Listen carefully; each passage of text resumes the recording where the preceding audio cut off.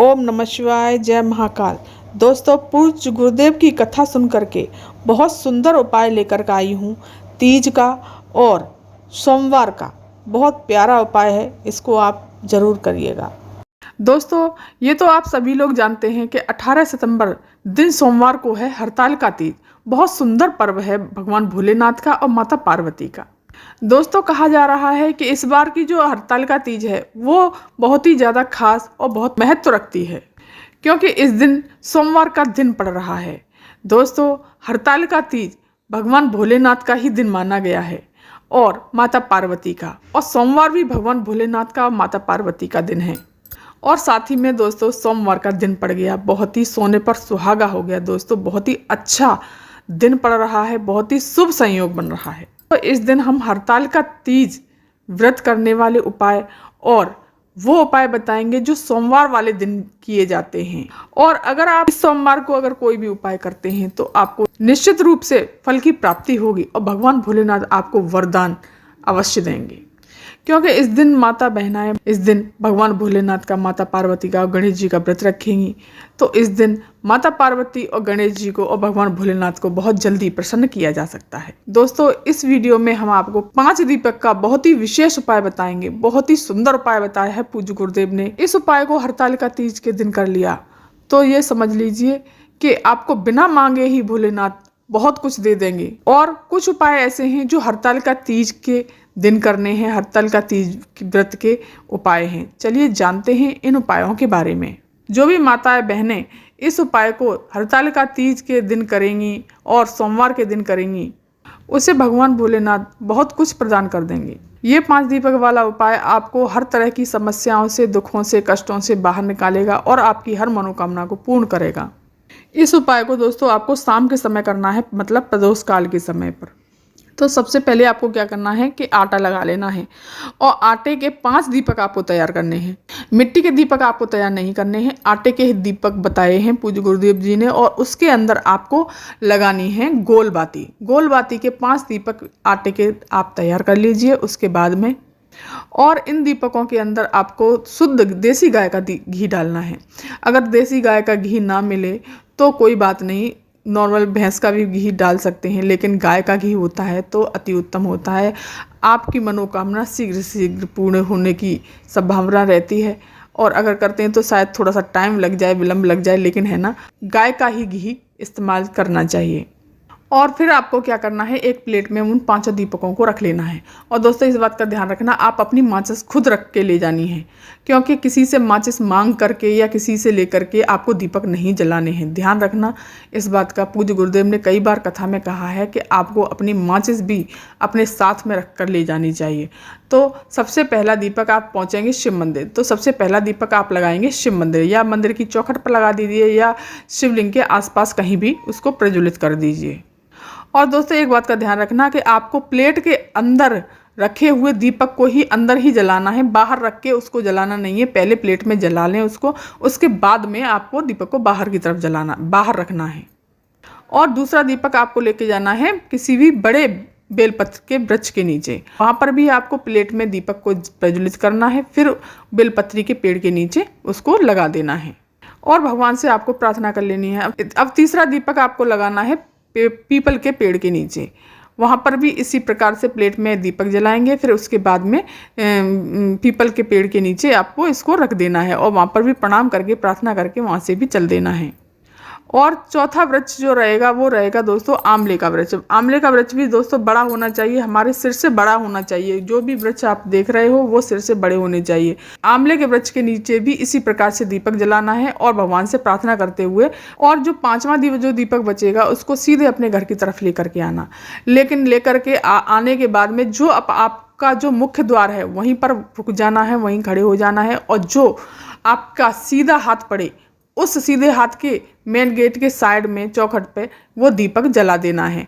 जो कोई भी, जो मन में आपने जो भी मनोकामना सोची है, जो मन में तुम्हारे भाव है, जिसके लिए ये दीपक आप लगा रहे हो, जिस हिसाब से लगा रहे हो, उस मनोकामना को इस दीपक को जलाते समय बोल देना है।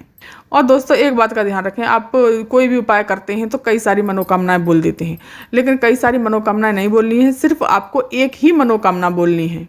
देखना दोस्तों, आपकी मनोकामना बहुत जल्द से जल्द भोलेनाथ पूरी करेंगे। दोस्तों, इस दिन हरतालिका तीज का व्रत भी पड़ रहा है और सोमवार भी है। तो इस दिन अगर आप ये उपाय करते हैं तो निश्चित भगवान भोलेनाथ आपकी बात को जरूर सुनेंगे और आपकी मनोकामना, जो भी जैसी भी मनोकामना है, वो जल्द से जल्द पूरी करेंगे। दोस्तों, ये तो सभी को पता है कि हरतालिका तीज सोमवार को 18 सितंबर 2023 को पड़ रही है। इसी दिन सब लोग हरतालिका तीज का व्रत रखने वाले हैं। पूज्य गुरुदेव ने कहा है कि इस हरतालिका तीज पर आपको क्या उपाय करना है। अगर आप व्रत रखते हैं या अगर आप व्रत नहीं भी रख सकते, बहनाएं अगर व्रत नहीं रखती हैं तो इस उपाय को जरूर ही जरूर करें। इस उपाय को करने से आपके सारे दुख दरिद्र संकट दूर हो जाएंगे। पूज्य गुरुदेव ने कहा है कि इस उपाय को आपको जरूर ही जरूर करना चाहिए। हर इंसान, हर व्यक्ति इस उपाय को कर सकता है। तो आपको सबसे पहले क्या करना है कि किसी भी वृक्ष की 5 पत्तियां ले लीजिए, 5 ले लीजिए या 7 ले लीजिए, लेकिन अलग अलग वृक्ष की आपको पत्तियां लेनी हैं। दोस्तों, चलिए जानते हैं कि ये उपाय करना कैसे है। जो स्त्रियां, जो माताएं बहनाएं इस तीज के व्रत को करती हैं तो वहाँ पर चले जाइए। अगर आप व्रत नहीं करते तो वहाँ पर फुलेरा जो बंध रहा होगा उस जगह पर जाना है, या मंदिर में भी जा सकते हैं। अगर मंदिर में फुलेरा बंधा हुआ हो तो आपको इन 5 पेड़ों की पत्तियों को शिवलिंग पर समर्पित कर देना है। सिर्फ मात्र इतना सा उपाय है दोस्तों। चलिए जानते हैं इस बारे में कि ये 5 प्रकार की पत्तियां कौन सी होंगी और कैसी होंगी। अलग अलग वृक्षों की होंगी या एक ही वृक्ष की होंगी। चलिए जानते हैं इसके बारे में।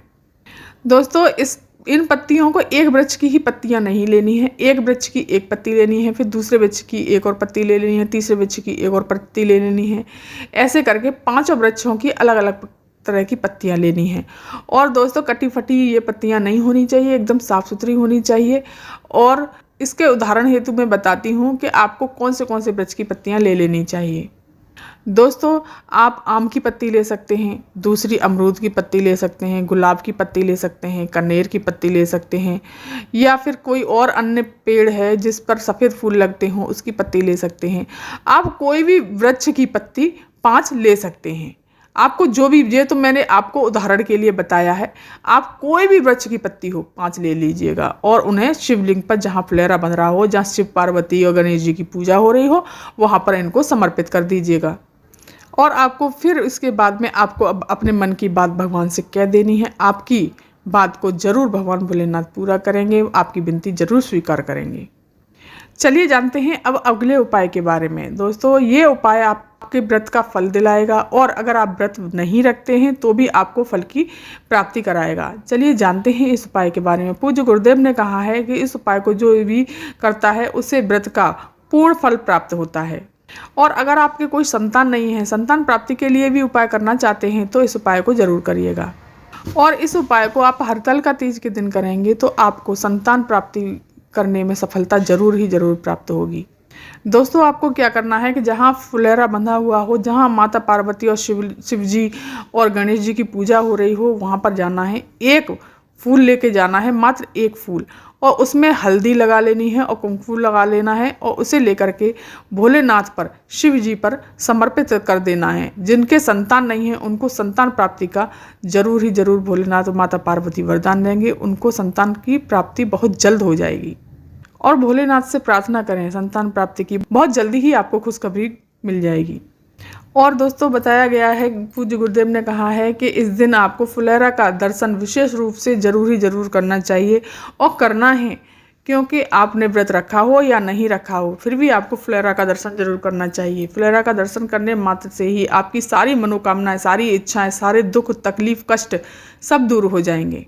और पूज्य गुरुदेव ने बताया है कि इस फुलेरा के दर्शन करने मात्र से कई प्रकार के दान का भी फल प्राप्त होता है। दोस्तों, ये वीडियो, ये जानकारी अगर आपको पसंद आई हो तो चैनल को सब्सक्राइब कर दीजिए, वीडियो को लाइक कर दीजिए और कमेंट में श्री शिवाय नमस्तुभ्यम अवश्य लिख दीजिए। ला सब दुख काटो भारा, ओ भोला सब दुख काटो भारा।